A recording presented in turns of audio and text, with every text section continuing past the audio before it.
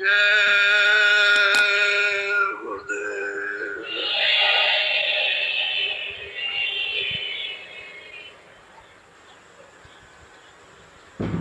जय गुरुदेव नाम किसका।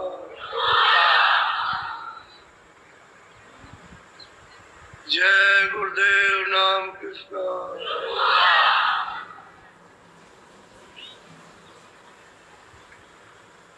सतगुरु सतनाम तुमको लाखों प्रणाम।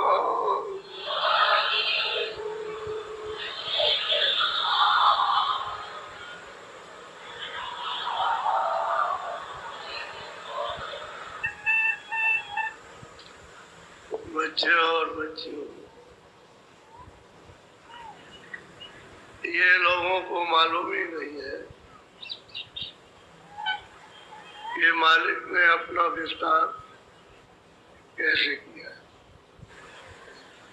और वो मालिक जो सबका धनी है, जो माता पिता है, जो प्रभु है, वो कहाँ रहता है और उसकी बड़ाई, उसकी महिमा वो कैसी है, उसका देश कैसा, किसी को नहीं मालूम। ये सब यहाँ आए और उसको सब के सब मिले। पता ठिकाना सब जाता रहा।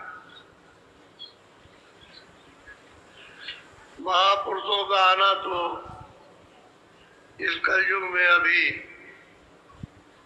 थोड़े से वर्ष हुए, तब से आना शुरू हुआ। पहले संतों का पदार्पण मृतलोक में नहीं था। उस अनामी मालिक ने, जो अरूप है, अनाम है, उसने अपनी मौज मर्जी, अपनी इच्छा से 3 लोगों को स्थापित किया। एक अगम लोक, अगम पुरुष को बैठा दिया। एक अलग लोक, अलग पुरुष को बैठा दिया। और एक सतलोक, सतपुरुष। पर मालिक की ये इन तीनों लोगों की, उसकी विस्तार की इच्छा रही और सबको अपने अपने लोक में बैठा। और ये इतने बड़े बड़े लोग हैं कि जिसका कोई वर्णन नहीं कर सकता। तो मालिक का, उस अनाम पुरुष का कितना बड़ा धाम और देश होगा, उसकी कौन में बता। बस उसने तो ये स्थापना अपनी मौज मर्जी से एक रस कर दी। अब जो कुछ भी विस्तार बहुत युगों, मुद्दतों, अनंतों युगों के बेशुमार गिनती खत्म होगी, उसके बाद तब ये सतपुरुष की इच्छा हुई, मौज मर्जी हुई। तो सतपुरुष ने सतलोक से ये सब विस्तार किया। ये विस्तार अनामी पुरुष का नहीं, नागम पुरुष का है, ना रक्त। सतपुरुष का विस्तार है। सतलोक से उन्होंने नीचे का विस्तार किया। ये किसी को मालूम ही नहीं है, कोई जानता है नहीं, किसी को पता नहीं।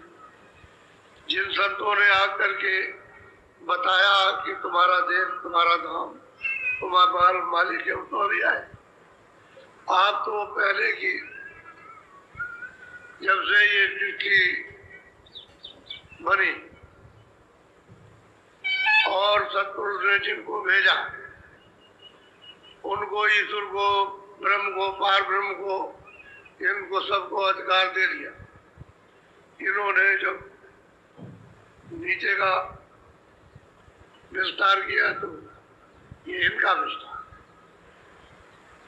सतपुरुष ने तो अपना विस्तार कर दिया और सब साथ सामान मसाला दे दिया कि अपना मिला जुला करके ये बनाओ।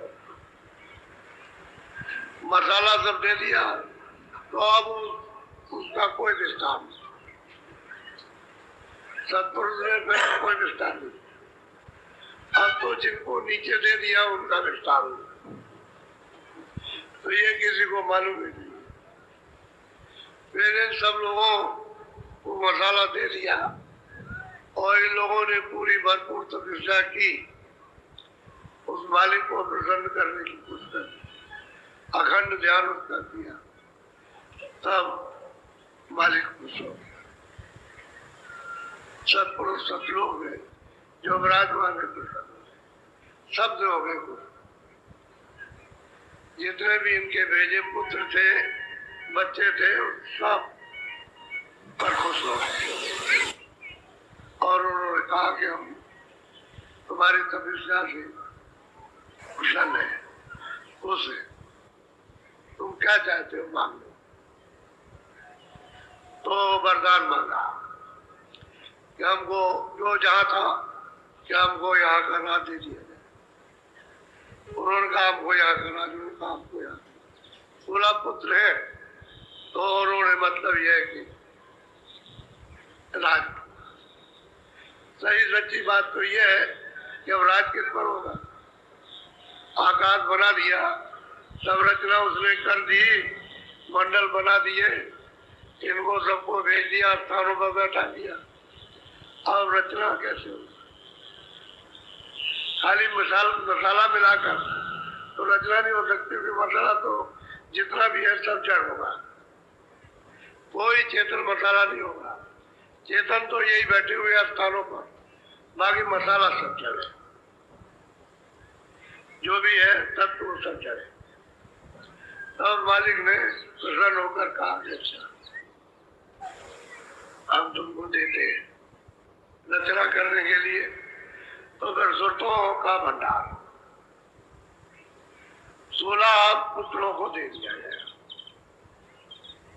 जो जैसा काम कर है सब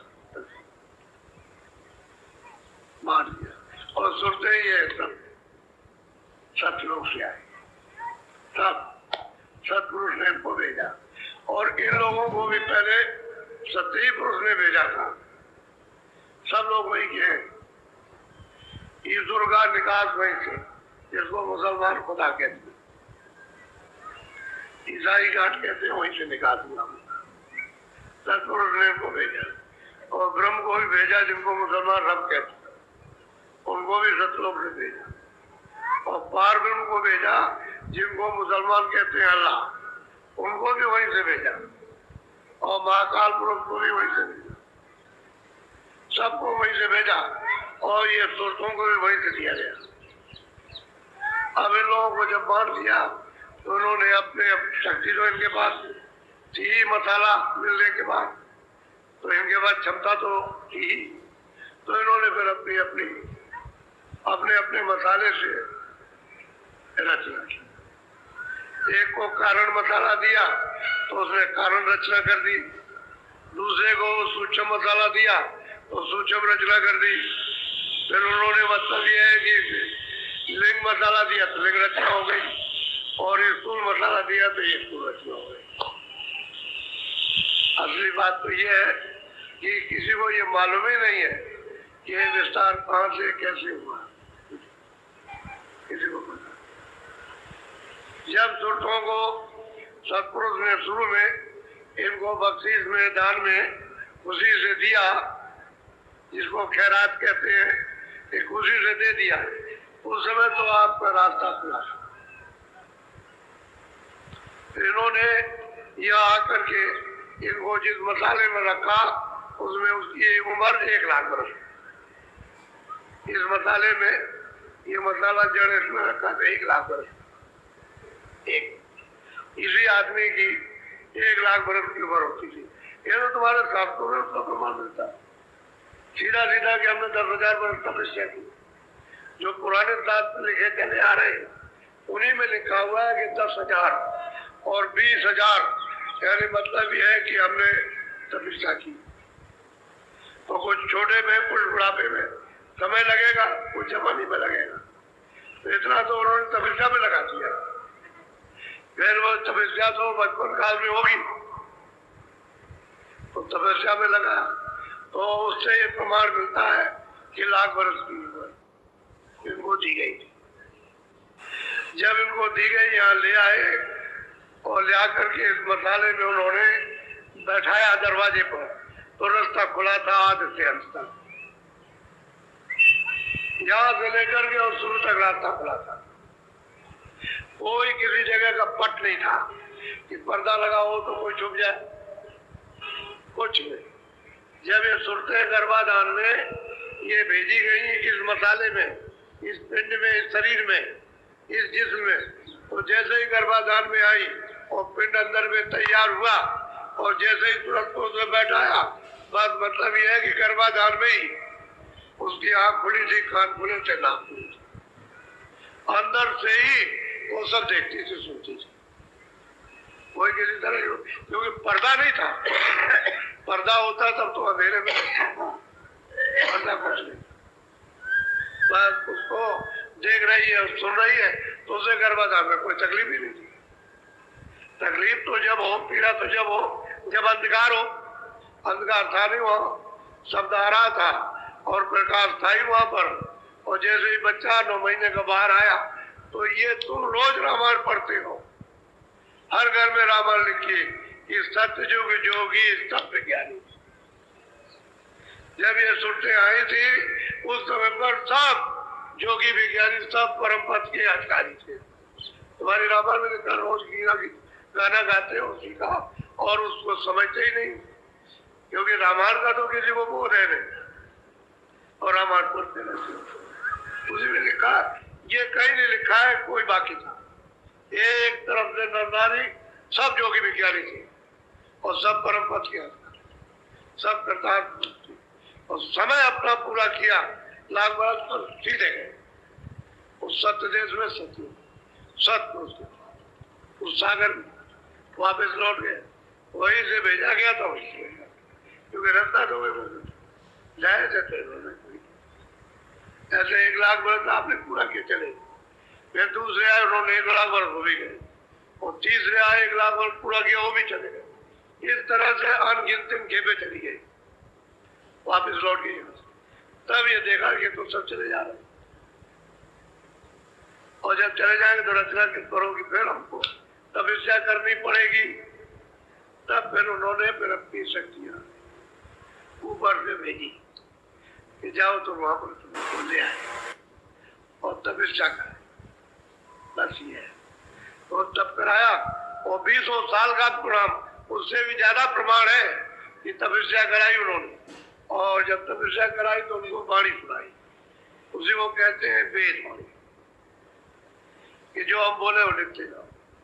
तो समाधि जब लगाई थी तो जो बोलते गए, वो समाधि में जो उनको सुनाई दिया, तो बात ही ऐसी वहां की, उनकी बात ही ऐसी कि वो भाषा समझ में नहीं आती। तो उस समय पर उसी भाषा का प्रचलन था, उसी संस्कृत भाषा, एक संस्कृत सरल भाषा, और एक मतलब है बहुत ही मतलब है अति कठिन। ऐसे ही फारसी और अरबी उससे भी कठिन, तो भाषा थी उसी भाषा में, क्योंकि चारों वेद लिखे थे। वही है आपका आत्मविधान। आज का विधान वही था। जब लिख दिया तो वो लोगों को सुना दिया कि भाई विधान मृतलोक में बन गया, और मृतलोक में अब इसका सब लोग पालन करेंगे, सबको अधिकार दिए जाते। तो बस सबको सुनाया कि भाई विधान बन गया, विधान बन गया, और वो सब संस्कृत में था, उसी भाषा में, तो सारे देश में जन जन में प्रचार हो गया। और उस समय पर सबको अधिकार दिया, तो कोई तो अच्छा न था न बुरा था, न पाप था न पुण्य था। उस समय जब तक ये हड्डी रहेगी, ये हड्डी, तब तक इसमें प्राण, ये उस समय का, तो इसके माने कि हड्डी में प्राण, तो हड्डी तो बहुत समय तक रहेगी, तब तक प्राण है। इसलिए 1 लाख वर्ष क्यों है? उभरी थी, उसे सत्य को हजम करने के लिए इतनी लंबी उम्र लगा के तो ये फौरन वापस जाए, यहाँ वो नहीं रह सकता। हजम करने के लिए किस मसाले से ये जज हो जाए, तब फिर उन्होंने ये विधान बनाया और फिर आपको अपने लोग का बनाया कि भाई देखो मेरे लोग का ये विधान नियम है, अब इसका सब लोग पालन करेंगे, और जो भी पालन, अच्छा करो या बुरा करो, अच्छे का फल आपको अच्छा मिलेगा, बुरे का पहले तो अच्छा बुरा को चाहिए, अब उसका आपको फल मिलने लगेगा। तो वो फल तो मिलेगा नहीं जो आपको पहले मिलता। जब अच्छा बुरा नहीं था तो आनंद ही आनंद था, सुखी सुखता ज्ञान ही ज्ञान था, तब तो आप आते जाते थे। आप रुकावट हो, आप पुण्य करोगे तो पर्दा पड़ेगा, रुकावट होगी, और पाप करोगे तो पर्दा पड़ेगा, रुकावट हो जाए। बस ये रहा, यहाँ से आपकी रुकावट गिरा कर की। तो लोगों ने जोड़ दिया पुण्य करो, पुण्य पुण्य करो, पुण्य करो, पुण्य करो, ज्यादा तक इस पर रहा जोर, और जो रहा तो पुण्य करते रहे तो पर्दा पड़ता रहा पुण्य। तो वो पर्दा आपको यानी मनुष्य शरीर में भोगना है, उसको भोग के लिए यहाँ फिर जब ऐसा ही हुआ तो फिर कोई लोग ऐसा मुझे काम मतलब ये है कि अशुभ भी करने लगे, तो दोनों का और पाप पर रुकावट इस बात की हो गई। बस हम सुनते हैं जब गंदगी जमा हो गई तो सुनते रुके, पर्दा पड़ गया तो दीवार लगे, घेरा पड़ गया, अंधेरा हो गया, उसका बिल्कुल एकदम, पहले तो अंधेरा था ही नहीं, जब गर्मी में ही उसको प्रकाश था, उसको मतलब ये है कि आवाज थी गर्मी बहुत अच्छी तरह से, जैसे मनुष्य शरीर में सुनते हैं गर्मी में सुनते हैं ऐसे देखते थे, तो कहते उस समय था। तो अब वो पर्दा पड़ गया, वो मतलब कोट हो गया, अब इस अंधेरे में रहो, तो फिर रास्ता भूल गया कि भाई इधर से जाऊं किधर से जाऊं, कौन सा रास्ता, किस रास्ते से आया हूँ, किस रास्ते से जाऊं, बस अब इतने भूल गए कि हम मानने को तैयार।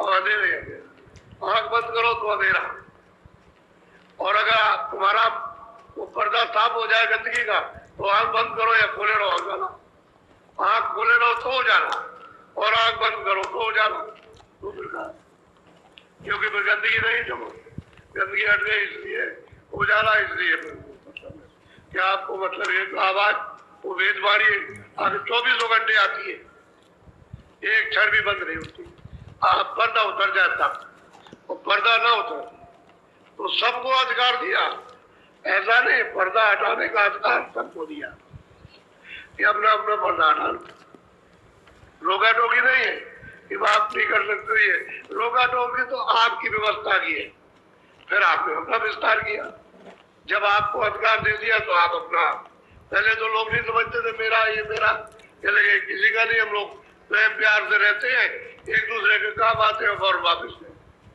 तब तो ये प्रेम की नगरी थी, साधु की नगरी थी, प्रेम की नगरी थी, और मतलब दया की नगरी थी, पहले सब कुछ नहीं था, यानी पशु पंछी भी नहीं थे, मनुष्य मनुष्य, इन्हीं में श्रुतों को लाया गया। अब मतलब यह है कि जब आपने मतलब इनको बांट दिया, आपको अधिकार दे दिया, तो उसने कहा देखो भाई ये गलती करोगे तो मैं यहाँ रखूंगा, ये गलती करोगे तो मैं यहाँ रखूंगा, ये गलती करोगे तो मैं इस कर्म की तुमको सजा दूंगा कि ये कर्म मत करना, ये करूंगा। तो अगर आपको सजा, तो आपने सजा वाला नहीं कर्म किया, अच्छा किया तो उसका भी तो भोग तैयार हो गया, पुण्य का भी तो भोग तैयार है, और पाप का तो उसने जेल खाने बनाया। अब हम तो जेल खाना कहते, उन्होंने 4 खाने बनाए, यानी 4 खाने उन्होंने बनाए, अंडज पिंडज उपमा सावर, हम इसको जेल खाना कहते कि इस शरीर से निकाला उसको बंद कर दिया, अब आप जेल खाने में बंद हो गए, और फिर कब निकलोगे वो सबको जल्दी। ये बात अब यही है कि पाप और पुण्य, ये कौन कहता है कि पाप पुण्य का फल नहीं मिलेगा, वो तो रोज ही चिल्लाए कि जो करोगे रोज कहा जाता कि भाई न तुम पाप करो न पुण्य करो, क्यों आप करते हो पाप पुण्य की, मेरा तुम कुछ मत करो कि मेरा कुछ नहीं, तो न पाप कीजिए न पुण्य कीजिए, जब जीवों को तुम्हारे शरीर द्वारा कोई भी तकलीफ नहीं होगी तो फिर आपको लगेगा नहीं पाप, कुछ लगने को नहीं। पाप उनको जब लगेगा जब उसको तकलीफ होगी। अरे भाई पाप उनको तब देना पड़ेगा जब उसको आराम दोगे, ना तुम आराम देते हो ना तकलीफ देते हो, तो लेन देन किस बात का? लेन देन तो इसी बात का है कि ये तुमने दिया और ये तुमने दिया, और तुमने ये रुला करके लिया दिया तो वैसे रुला करके और खुशी में लिया दिया तो लेना तुमने, जैसे जैसे लिया दिया ये देना, ये अदला बदला कहावत नहीं तुम्हारी किताबों में लिखा, ये अदला बदला सब देना पड़ेगा। तो जो पुरानी किताबों में मुश्किल भूल गए, जो आज की किताबें हैं ऋषियों मुनियों की उसको भी आप भूल के बैठ गए। शब्द तो आए नहीं थे, शब्दों को तो आना नहीं, इसलिए ठीक है उस समय पर आप उसको नहीं मानते थे, इन्हीं को मानते, जो मांग करके ले आए आप उन्हीं को मानते। चलो ईश्वर को मानते भाई, ब्रह्मा को मानते, विष्णु को मानते, इन्हीं को मानते, लेकिन वो भी आपने नहीं माना। अब पूछा जाए कि ये कहाँ है तो आप क्या बताओ, इनके बाद कैसे जाएंगे वो भी नहीं बताना, तो बड़ा भूल भुलैया हो गई, कर्मों में बंद करके भूल भुलैया हो गई और भटक गए। अब इसमें उतर गए, खाने पीने मारने को उतर आए, अब जिसको भाव उसको मार दो। अभी तो ये दशा तुम्हारी होने जा रही कि ऐसे उतर जाओगे नीचे घाट पर कि औरत को काट दो, बच्चे को काट डालो, मार दो। अब ये हो रहा कि बच्चे मार दिए, अब भूख में बच्चे मार दिए, बच्चे मार दिए, खुद मर गए उसी भूख में। तो आप ये फिर जो कर रहे हो ये प्रश्न, इसी से फिर बंद कर देगा, ले जाएगा नरकों में। याद है आपको क्या मालूम कि नरकों में क्या सजा दी, महात्माओं ने तो देखा वो सफर की, इसलिए ये वेद किसी को मालूम नहीं। 700 वर्ष हुए, अभी 1000 वर्ष भी नहीं हुआ, 700 वर्ष हुए जब से वो महात्मा महापुरुष उस सत्पुरुष ने भेजा, जाओ जाकर के जीवों बताओ कि तुमको बहुत तकलीफ है और मैंने तुमको भेजा था और तुमको यहाँ फंसा दिया गया और तुमको आने का रास्ता बंद कर दिया और तुम बहुत दुखी और रोते हो, चिल्लाते हो, और 84 में नरकों में नाना प्रकार की यातनाएं, तो तुम चलो वापस लौट चलो, घर चलो, ये तुम्हारा घर नहीं है। तब फिर महापुरुषों ने आपने तो पहले विरोध किया, सबका विरोध किया, जितने भी महात्मा है जिनको आप कहते हो पूरा पूरा उनका विरोध हुआ, सबका विरोध किया। भाई उन्होंने क्या आपके साथ में अन्याय किया, क्या किया?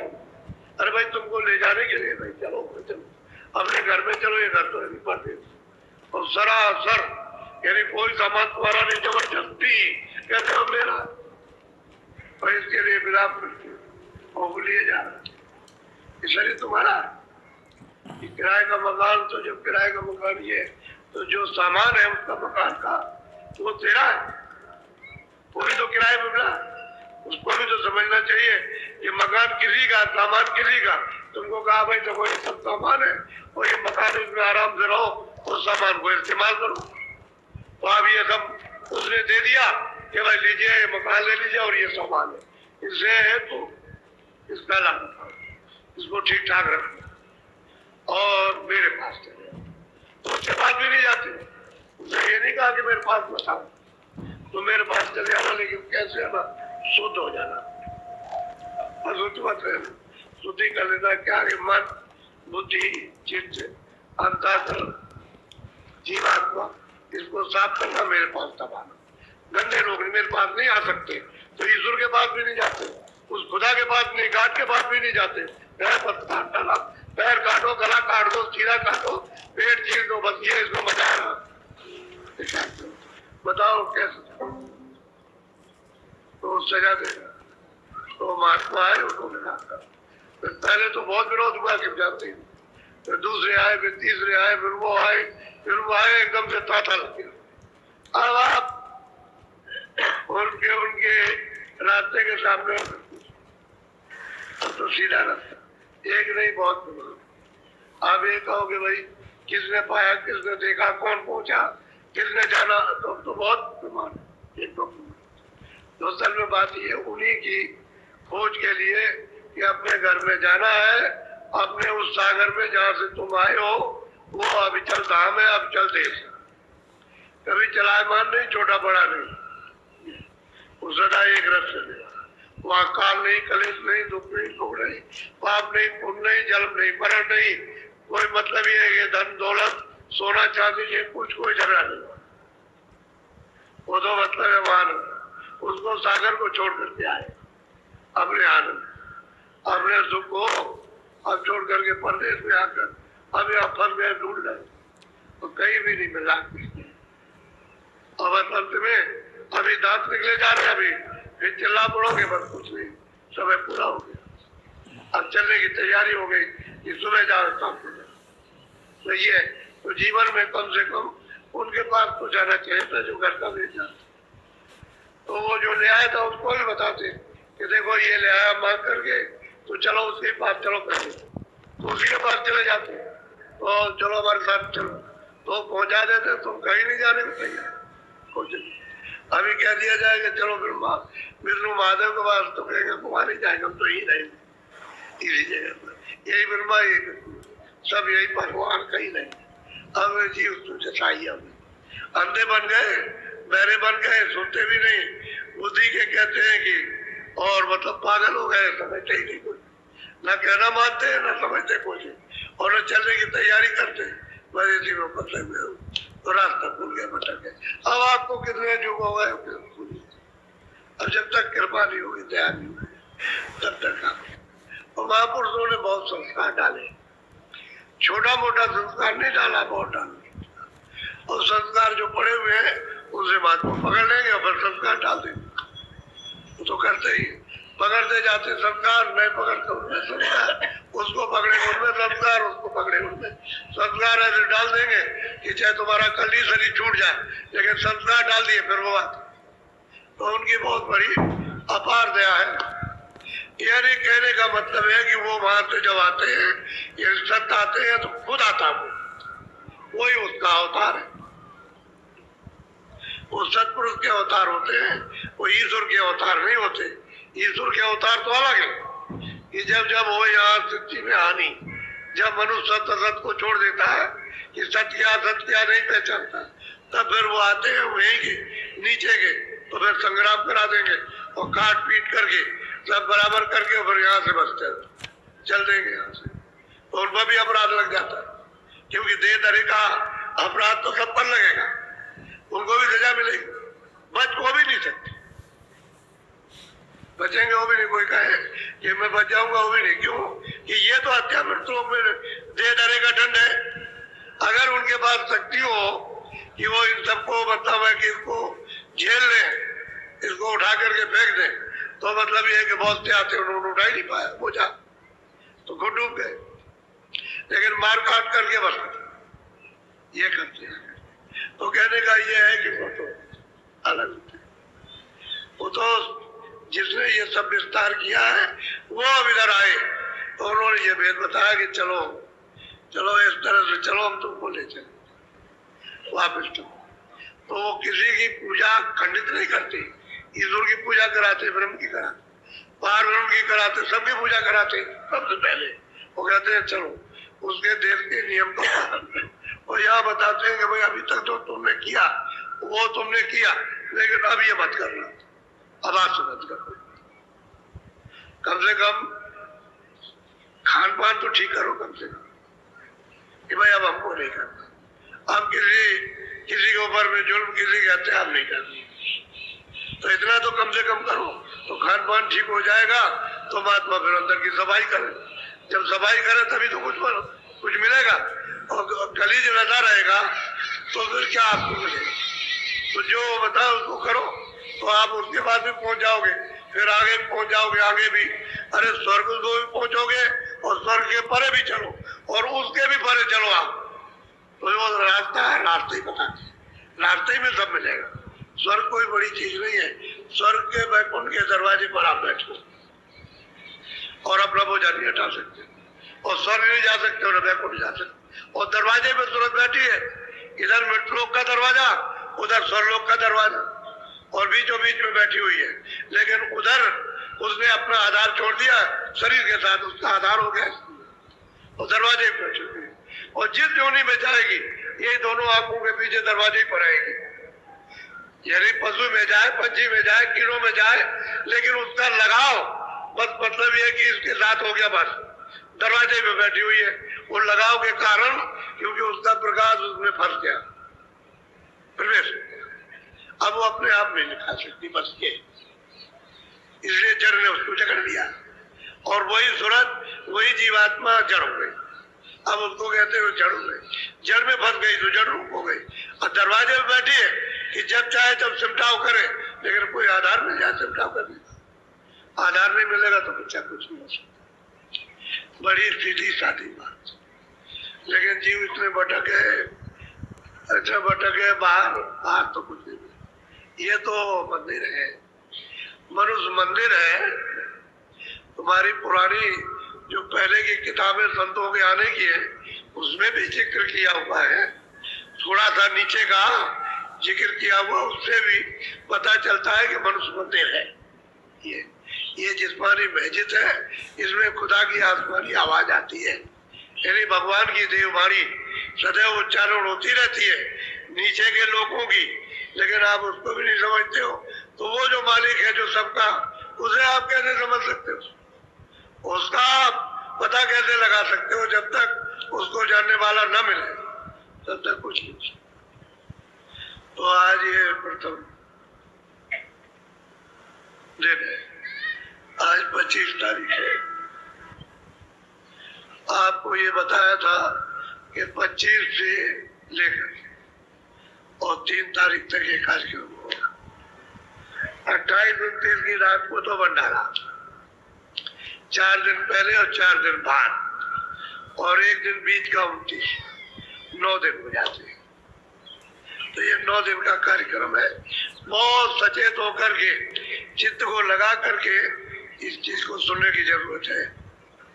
तो ये तो मैंने आपको ये बताया कि भाई वो जो अनाम पुरुष है तो अलग है, उसने तो अपना जो विस्तार था एक रफ, वो उसने विस्तार कर दिया और उसने ये कह दिया कि भाई मैं तो इन तीनों में मैं हूँ, इन तीनों में मेरा रूप है और मैं अलग हूँ, मैं अलग हूँ, वो अलग है। और वो सतलोक से सतपुरुष ने ये सब विस्तार किया। तो सतपुरुष को आप ईश्वर मत कहिए, न ब्रह्म कहिए, न पारब्रह्म, न महाकाल पुरुष, वो तो अलग है। वो तो इनको उन्होंने पैदा किया, भेजा है, इनके नाम अलग अलग, और ये नाम अपना नहीं बदल सकते। जो इनका नाम वही नाम रहेगा हमेशा। तो इसलिए अभी जहाँ से हम सब लोग आए, वहां का तो पता ठिकाना मिलता तो चलने की तैयारी होती। तो संघर्ष करके नहीं जाओगे कि हमारे किसी से संघर्ष करें और चले जाए, और कुछ नहीं। जिसका जो कर्जा है, जो कर्मों का कर्जा लेन देन का है, इस मृत्यु व्यवस्था दे दो, ले लो।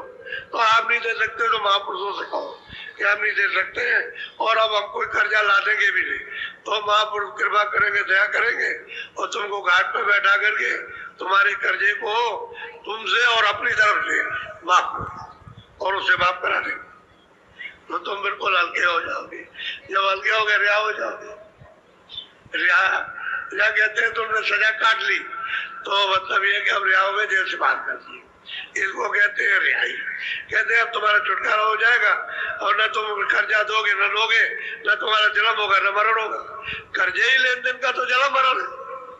जब तुम्हारे पास नहीं रहेगा तो नहीं होगा जन्म मरण।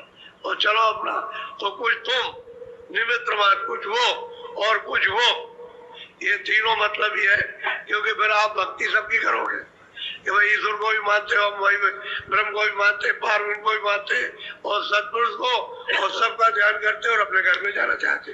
तो बैर बिगड़े किसी से नहीं, किसी से भी।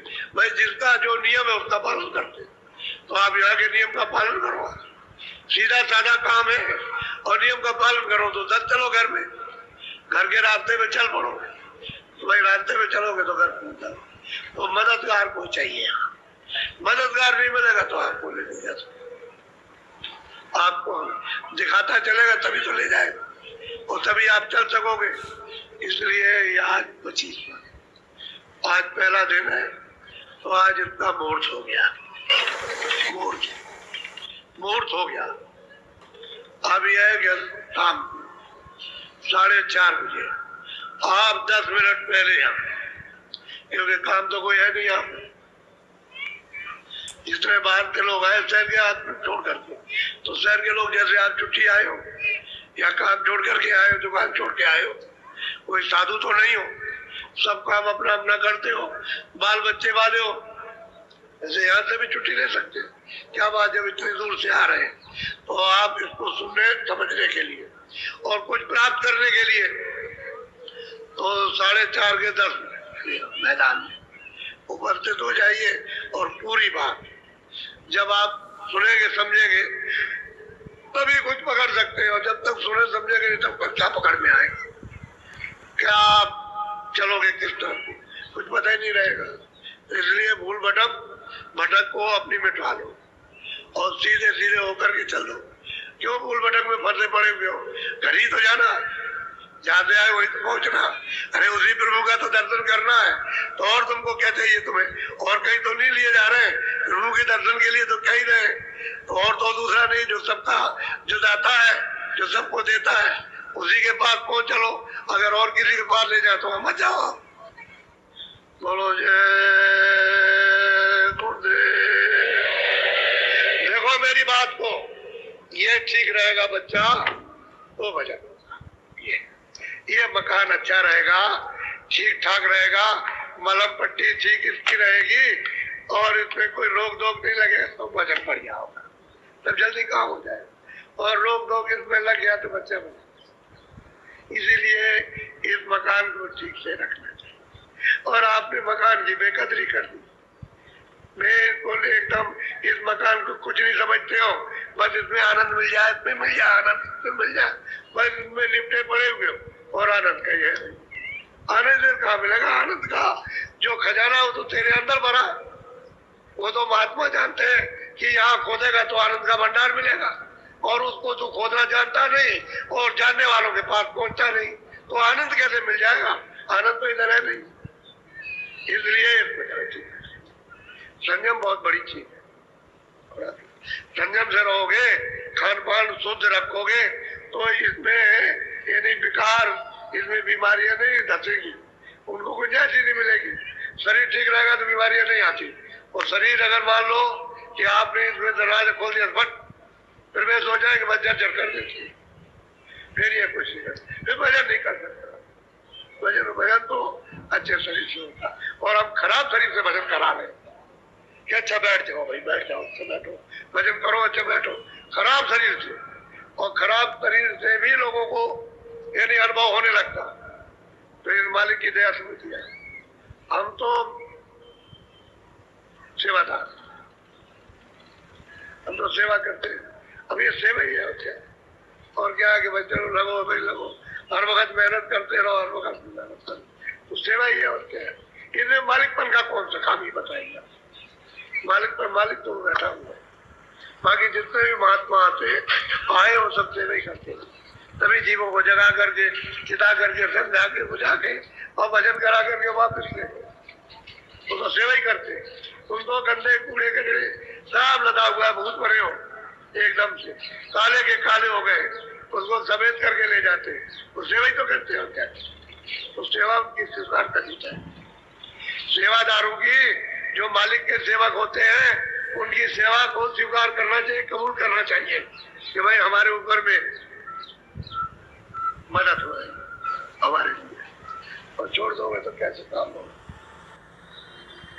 बोलो जय गुरुदेव।